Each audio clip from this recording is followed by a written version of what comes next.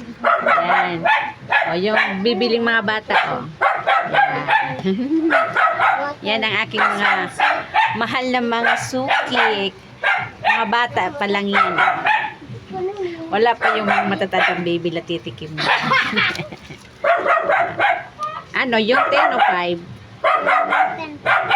Merong a 10, merong 5. Tingnan nyo na lang ako kung paano ako gumawa.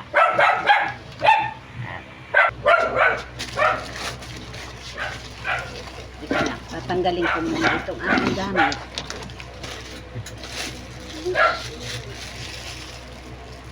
Dumikit pa yung aking.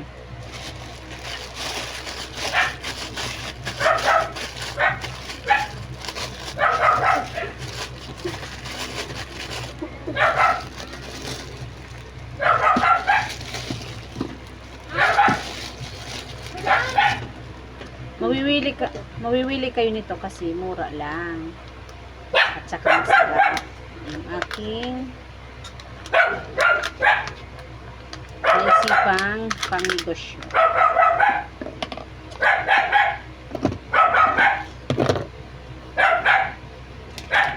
Aking gatas. Kikita nyo jersey.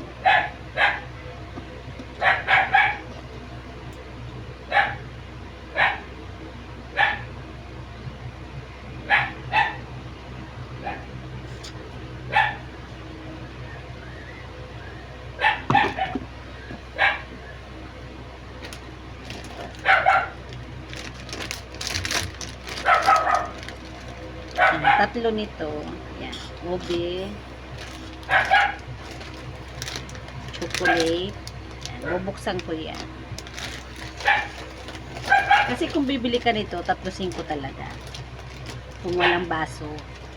At kung hindi ko naisipan lagyan ng condense. Diba?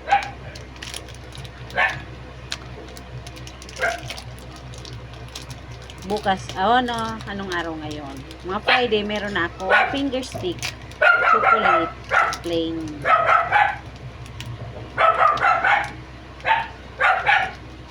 Palitan natin sa yung kutsara.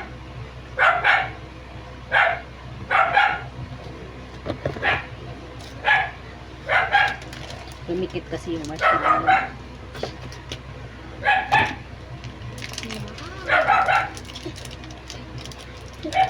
Kaya hindi siya pwedeng mabila dito kasi didikit talaga.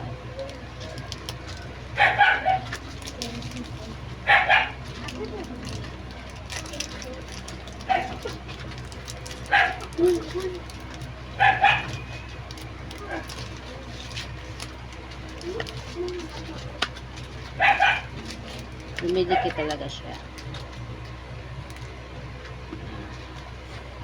Bahala na silang kumain yan.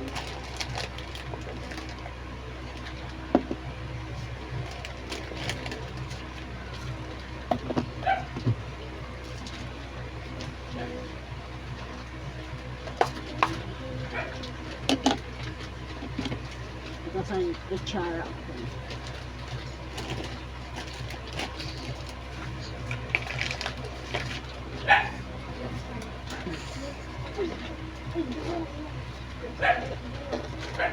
Hinanap ko yung kutsara ko.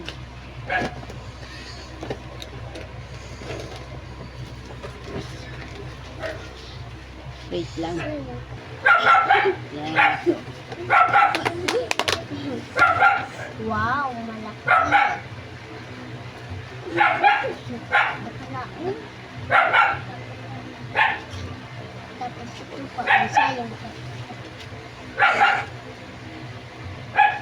nagigiro, ligta yung sa niya.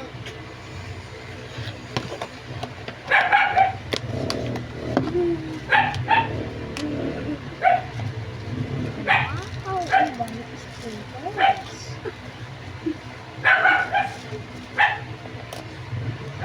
At lalagyan ko ulit siya ng gatas. Bukas meron akong pandan. Condensed na pandan. At lalagyan ko siya ng toothpick. Para pag kuha sila, yan, diba? Talagang, yan, 10 pesos. Kasi, tatlo na siya nito. At meron pa siya nitong halo. Iba-ibang design. Diba? Yan ang ating mga suki. Yan. Diba?